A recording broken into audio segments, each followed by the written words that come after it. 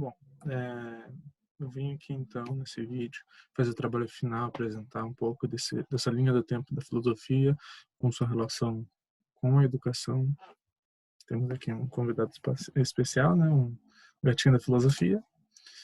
E então vamos dar início à apresentação que titulei de uma breve abordagem sobre o caminhar histórico da filosofia na educação. É claro que é uma abordagem bem breve, até pelo limite de tempo do vídeo, mas foi baseado no livro base da disciplina que foi dada pelo professor Alvino Moser, juntamente com o Luiz Fernando, da Uninter, e baseado no livro, né, é, do José Antônio Vasconcelos, Os Fundamentos Filosóficos da Educação, na sua segunda edição. Bom, o marco inicial que inicia os capítulos do livro é a relação da filosofia na própria essência na Grécia Antiga. Na Grécia Antiga é interessante também pensar no conceito de paideia, tanto, né, de acompanhar esse caminhar da concepção do entendimento, do conhecimento, como também, né, dessa troca que houve também na Grécia Antiga, né, essas primeiras ideias de montarem grupos onde eram compartilhadas experiências e entendimentos de mundo. Ainda não era uma escola propriamente dita, mas esse caráter de trocar experiências eu destaco como um movimento interessante, né, para se pensar a educação juntamente com a filosofia. Então, na Grécia Antiga começou esses primeiros movimentos, pelo menos registrados e que está abordado no livro, de pensar a existência, experiência humana, os conhecimentos humanos, longe dessa perspectiva mística que rondava a época, né? Esses mitos de alguns eventos sobrenaturais. Então começava esses primeiros entendimentos, primeiros pensamentos sobre o conhecimento humano. Então, destaco aqui então uma passagem de Platão que coloca ali, entendendo o conhecimento como derivado do reconhecimento do mundo material nas ideias primordiais em uma esfera superior à humana. Ou seja, é interessante entender, né, ter esse entendimento de ideias primordiais. Eu vou falar um pouquinho mais disso no Aristóteles, mas esse entendimento é muito interessante, já que liga, né, o conhecimento que o ser humano consegue reconhecer, definir, dessas ideias elaboradas que vêm à nossa cabeça e entre outros fatores, em uma esfera superior, né? Essas ideias, de onde que vem isso, seria uma esfera desvinculada com essa realidade humana. E Aristóteles, ao colocar, né, do conhecimento universal resultado da abstração, isso é, do conhecimento das essências das próprias coisas. É interessante ver esse pensamento, já que vai sempre vir a ser falta de análise, entender as coisas em sua estrutura, mais para frente. Então, vendo essa concepção de tentar entender a essência das coisas, a gente vai ver um pouco mais para frente, trazendo umas outras vertentes de pensamento mesmo, do conhecimento, de conhecer em suas raízes. A gente vai ver isso mais sistematizado adiante. Então, a gente vindo já para um período medieval, conhecido da Idade Média, onde a fé cristã era que pautava basicamente tudo do conhecimento humano, era imposto isso, né? Era um momento histórico, um período histórico, passado um pouco mais da antiguidade, já entrando, né, nos séculos inferiores, digamos assim, é, nesse primeiro momento, né? Então, até mais ou menos meados do século antes da modernidade, a gente vê esses pensamentos, essa concepção filosófica presente ainda nesses ideais de quem ministrava essa fé cristã, espalhava esse conhecimento através da fé cristã. A gente via esses elementos filosóficos ainda presentes, porém até um momento onde não criticava a essência da religiosidade pregada por esses líderes, né, que ministravam esse conhecimento. Então, é até interessante colocar aqui Tomás de Aquino, como o autor cita no livro, que ele procurou evidenciar esses pontos críticos, colocando a culpa, entre aspas, nos islâmicos, nas interpretações islâmicas, que eles teriam deturpado as palavras dos filósofos. Então, é interessante ver como eles ainda bebiam de muita coisa produzida na idade superada por eles, né, nessa concepção de domínio, colocando essa culpa ainda nos islâmicos, mas querendo manter algumas ideias centrais que eles consideravam que fazia sentido, que era bom abordar ou utilizar de acordo com o que eles entendiam como necessário.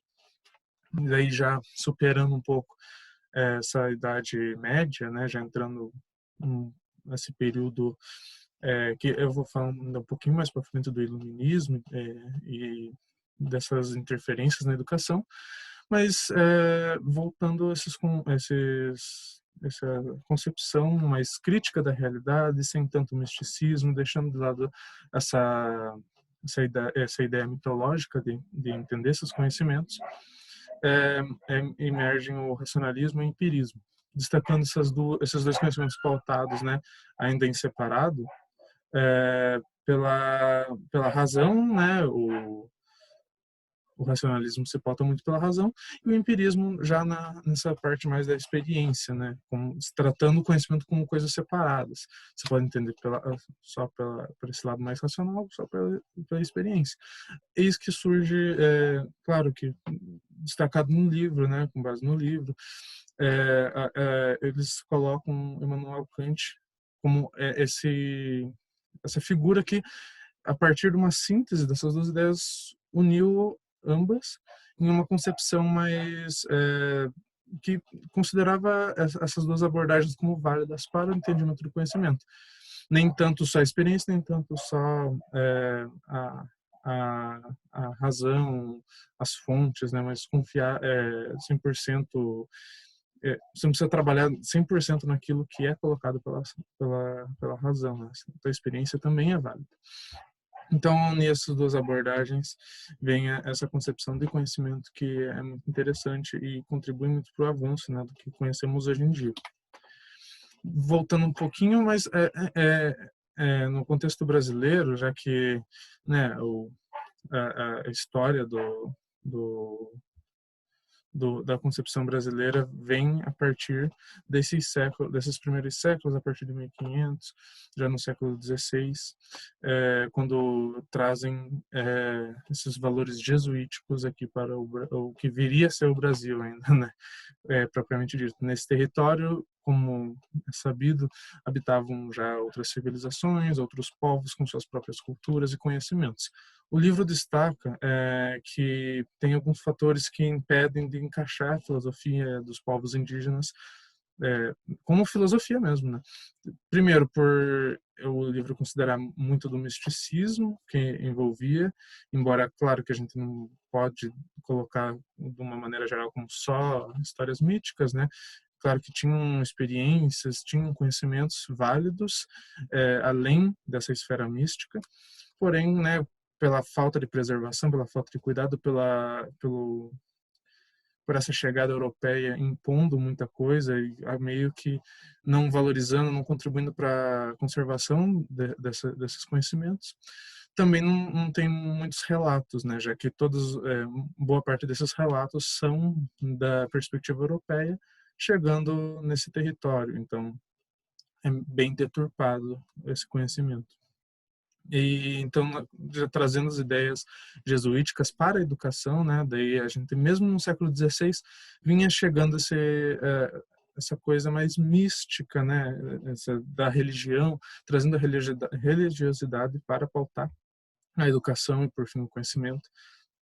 Também é válido destacar, né, as motivações, já que os católicos pretendiam frear essa crescente protestante que estava surgindo no mundo, né? Então, essa conquistação, a conquista do povo, se converter, novos fiéis eram um dos elementos que eles consideravam.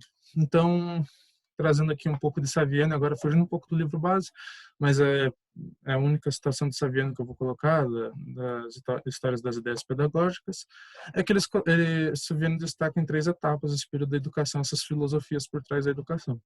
Num primeiro momento, esse período heróico, até a morte de Manuel de Nóbrega, que então durou entre 1549 até 1570.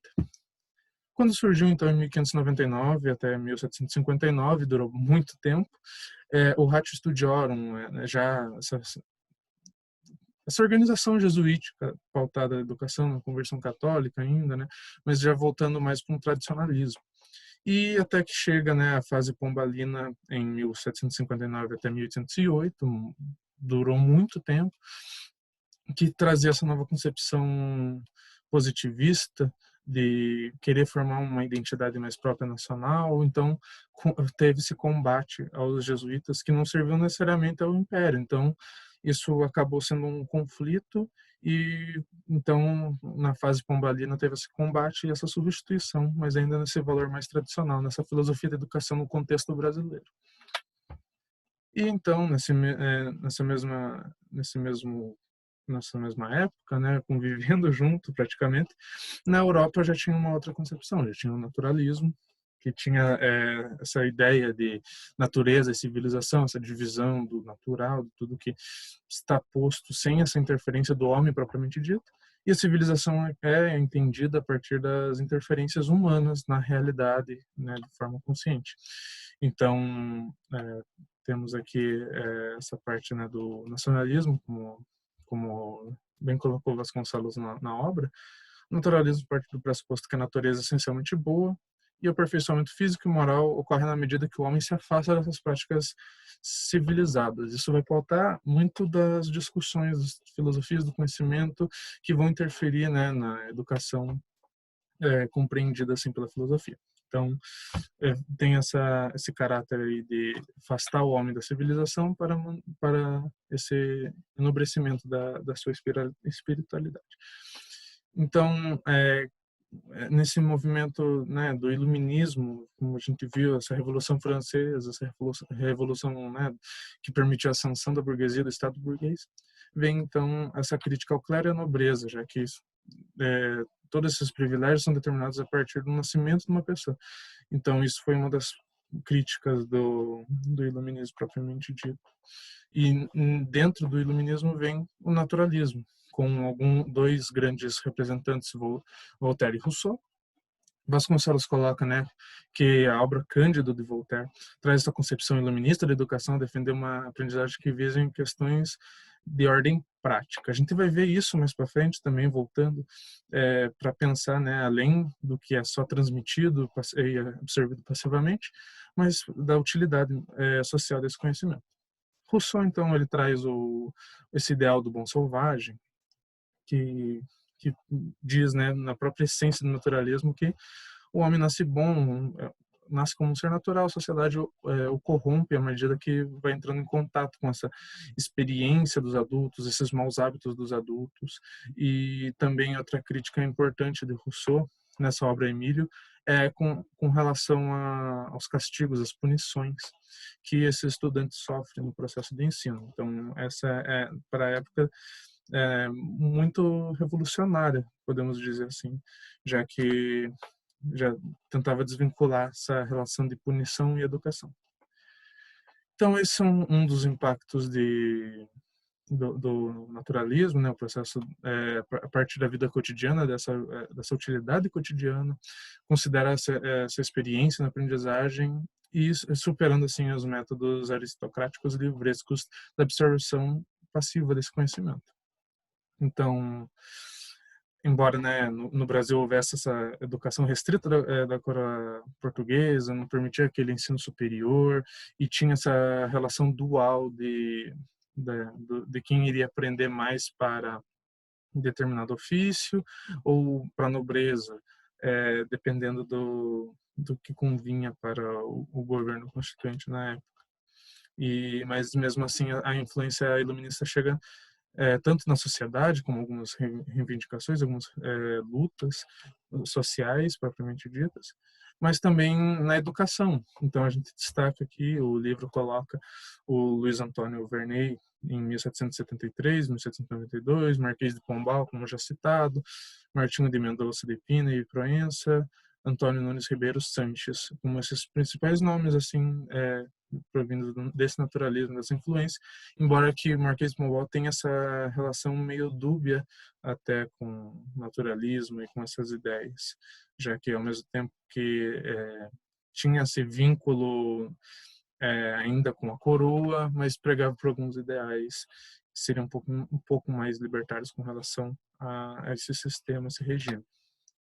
Então, vindo, né, para o positivismo, século XIX, já, então, nossa linha do tempo partiu já da Antiguidade, Idade Média, entrando na Idade Moderna no século XIX,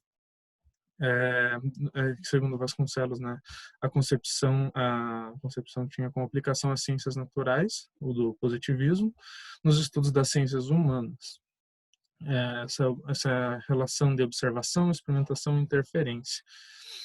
Então, colocado também pela obra aqui do Vasconcelos, né, esses 3 estágios, que seria a evolução do ser humano, por quais é interessante a gente ver essa relação do conhecimento e evolução, né? Então, pauta muitas ideias educativas a partir daí. Então, tem esses estágios evolutivos partindo do religioso, do metafísico e o positivo, né? Seria essa visão um pouquinho mais centrada na realidade, no que a gente entende. Então, no campo pedagógico, Spencer prioriza um currículo significante industrial, colocando matemática ou física, em detrimento das disciplinas de caráter humanístico, como o grego e o latim, como o Vasconcelos coloca na página 94. Ou seja, a gente já vê esses primeiros movimentos, né, de ver essa utilidade não só para o dia a dia, mas também para esse caráter mais industrial. Então a gente vai acabar vendo isso voltar, talvez seja um início, uma interpretação minha, né? Talvez seja um início dessas ideias que a gente vai ver mais para frente, ficarem mais fortes, mas tinha essa concepção de Spencer. E Durkheim, já por fim, né, como até destaquei ele na imagem do slide, inclusive, define a educação como a integração do indivíduo no meio social. Então, tem essa outra visão que também vai ser retomada mais para frente. Essas duas linhas vão caminhar meio que juntas na história da educação, na história do mundo, inclusive, né? Então, a educação não está desligada dessas realidades, dessas concepções. Chegamos, então, ainda no século XIX, vamos conversar um pouco de materialismo dialético, só que é interessante como que essa influência vai além do século XIX, né? Começa por ali, tem esse marco inicial, só que a gente vai ver no século XX, no século XXI, inclusive, né? Esse destaque da imagem de Saviani representa muito bem isso. É um autor clássico, porém, ainda na contemporaneidade, ele contribui para algumas análises, entendimentos da educação.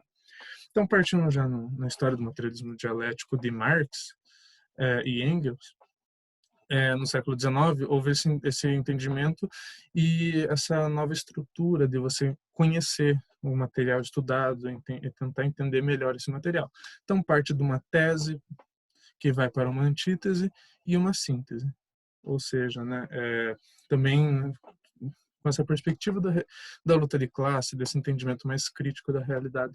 É um conhecimento que não é só de observar passivamente aquilo, você tenta entender nas suas estruturas, nas suas bases, como a gente já viu, eu comentando ali no início que tinha essas ideias de Aristóteles sobre e Platão também, de conhecer a essência. Isso vem aqui mais elaborado, claro, um exercício bem anacrônico, mas dessa concepção da sociedade, da luta de classe, vem essa ideia um pouco mais refinada, digamos assim, para esses ideais que os autores pretendiam.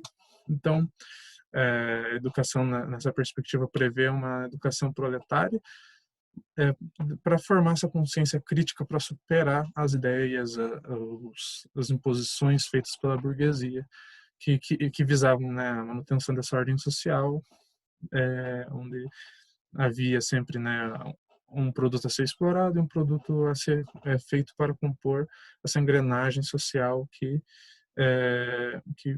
era servia para sustentar a burguesia e sua ascensão. Então, outro teórico marxista que o livro destaca começa com Althusser, eu não vou saber pronúncia exata, me desculpem por isso.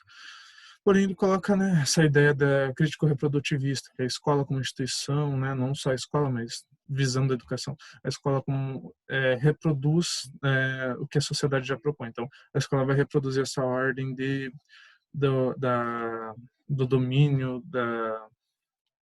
dessa, dessa ideia burguesa por trás do ensino para manter essa ordem social. Então, a escola seria reproduzir aquilo, assim como outros espaços sociais. E Dermo Valsaviani, já por um outro lado, ele tem essa outra concepção que ele, inclusive, tem uma pedagogia, pedagogia histórico-crítica, né, que ele mesmo denominou assim e assumiu essa nomenclatura. Ele prevê a escola como um momento de formar uma consciência crítica para superar esse modelo da, da burguesia, do Estado burguês como ele é. Então, a escola deveria ser transformadora na perspectiva de Saviano. Então, o professor é entendido como mediador do aprendizado no materialismo dialético, nessa perspectiva da educação, no materialismo dialético, tem que ter esse professor como mediador, ele não é só alguém que introduza conhecimento e o aluno assume passivamente. Isso daí a gente vai um pouco mais para frente também com Paulo Freire, né, que colocava essa questão da educação bancária, só que ele não se encaixa no livro, pelo menos não classifica assim diretamente com o materialismo dialético. Claro que ele cita as influências de Freire e do materialismo dialético em Freire, só que ele vai classificar um pouco mais fortemente no momento posterior.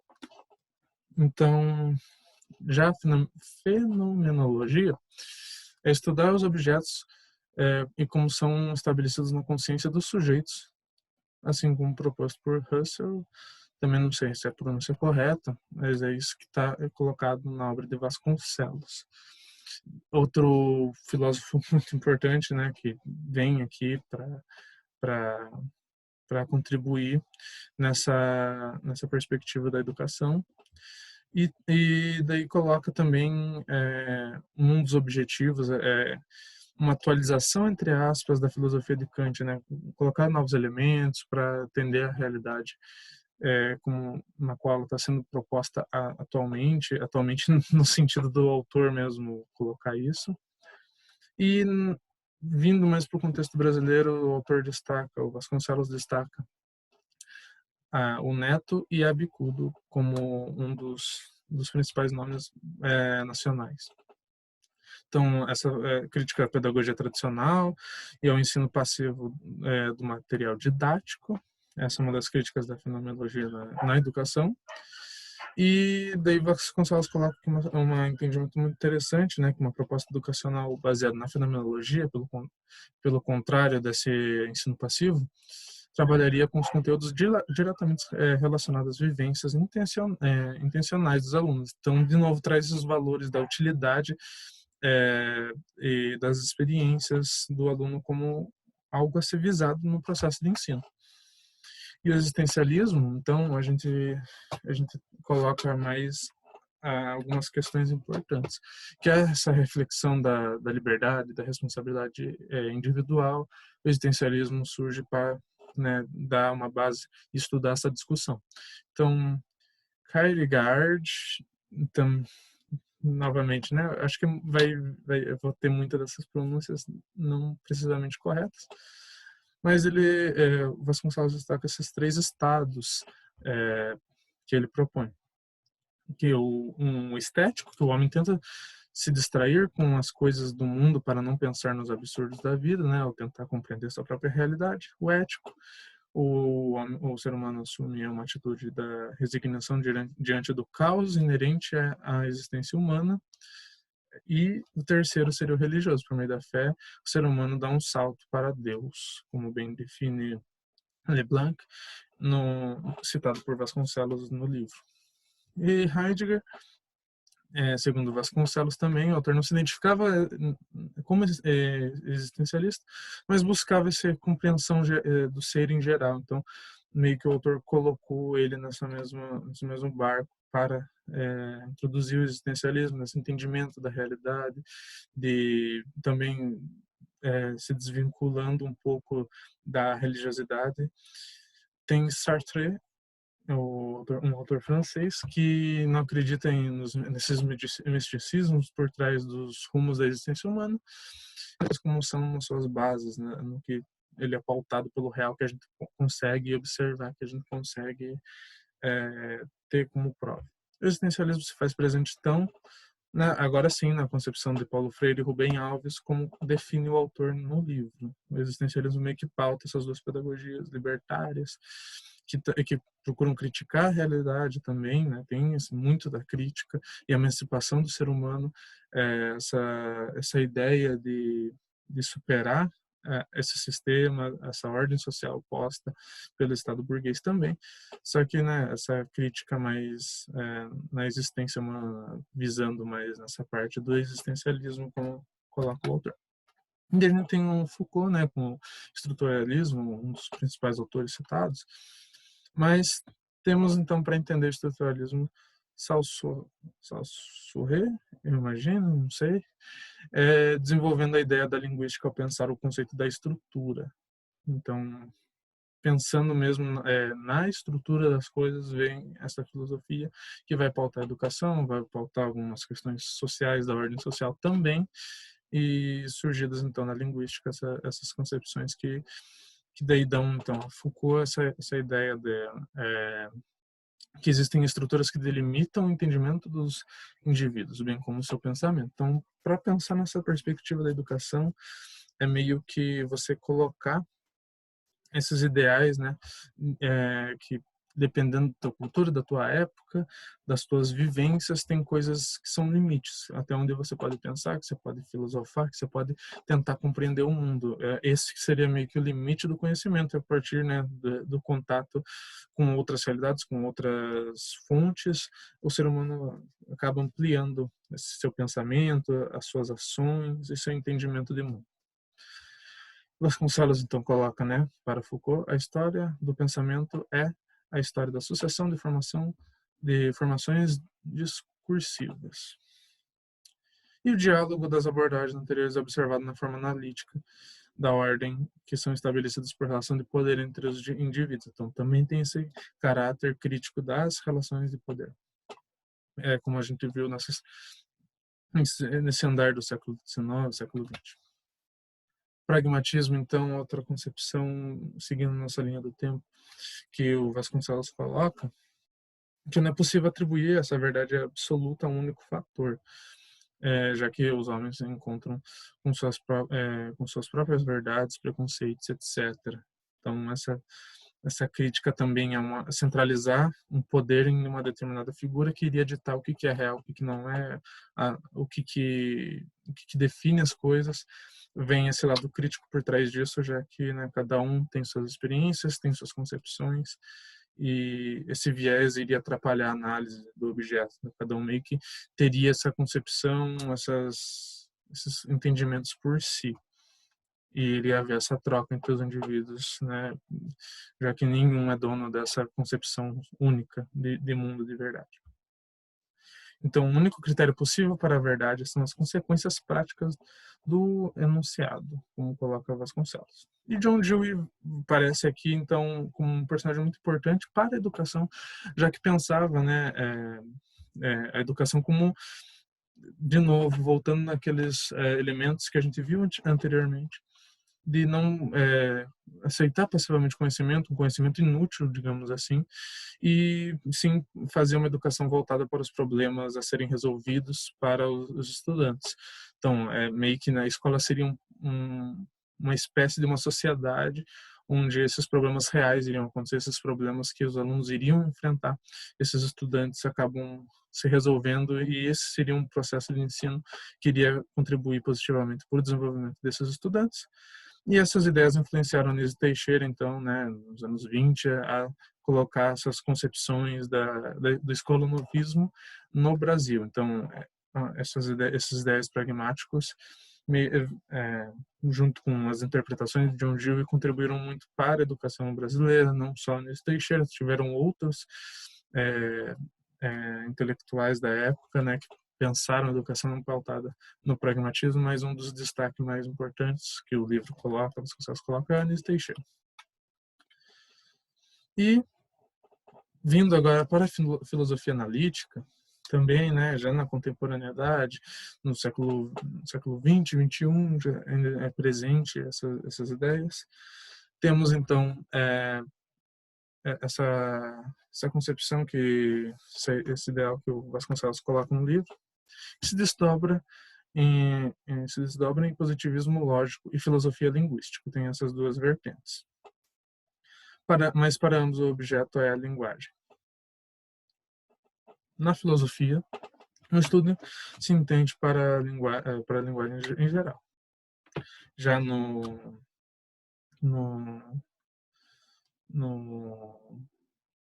na filosofia linguística, perdão. E,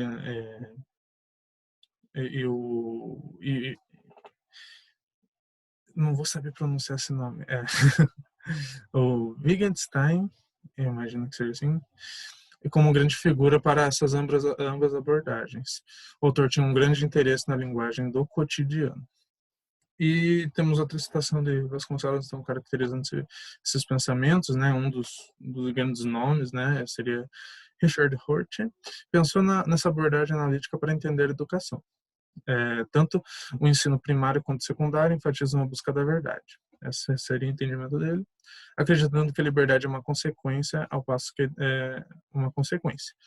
Enquanto na educação superior enfatiza a busca pelas liberdades individuais, na crença que a verdade está oculta, mascarada pelas estruturas de dominação. Então a gente teve esse momento aí da educação básica meio que tentando buscar essa liberdade, essa emancipação, com consequência do processo de aprendizagem, já numa visão mais superior, você vai meio que entender essas estruturas como um todo, né? Todas essas bases das ordens sociais.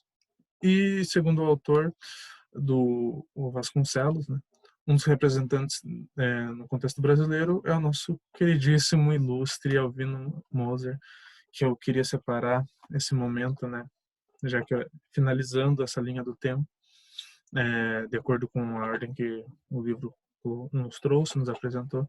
Queria já agradecer esse momento, tanto ao professor Luiz Fernando, que deu essa aula tão dinâmica e proporcionando momentos culturais e diversas outras experiências, mas também o professor Albino Moser, já que é um dos grandes intelectuais, um dos grandes pensadores, e a gente teve a honra de ter dentro da nossa matéria. Então, me sinto muito honrado e queria agradecer muito por essa experiência, por todo esse conhecimento compartilhado. Então, basicamente, essa foi a nossa linha do tempo. Vimos algumas influências da Grécia Antiga, da Idade Média, já vindo na modernidade, né, já vindo dessas questões iluministas, das revoluções francesas que viriam a vir também, já colocando essa Idade Moderna mais em pauta, século XIX. Século XX, com bastante mudança, né, ainda houve algumas ideias do tecnicismo que não foi tão colocado em evidência, mas fazendo, né, uma linha do tempo geral, meio que são essas concepções tanto do tradicionalismo com essa influência da filosofia dominante católica, como também mais para frente, junto com as revoluções, com essa visão mais industrial de formar um cidadão útil para a sociedade, tanto para suas próprias questões, como para servir as questões industriais do capital, da ordem burguesa, e essa concepção mais crítica das ideias, de como que a escola é, instrumento para quê, se é para reproduzir apenas essa ordem social, ou se a educação é emancipadora, é transformadora, como a gente vê nos exemplos brasileiros, né, Saviano e Freire, trazendo essas ideias bem fortes. Então é isso, queria agradecer por todo esse quadrimestre e finalizo então aqui a minha análise dessa linha do tempo, baseada no livro do Vasconcelos e do Dermeval Saviani, da História das Ideias Pedagógicas que eu utilizei no início.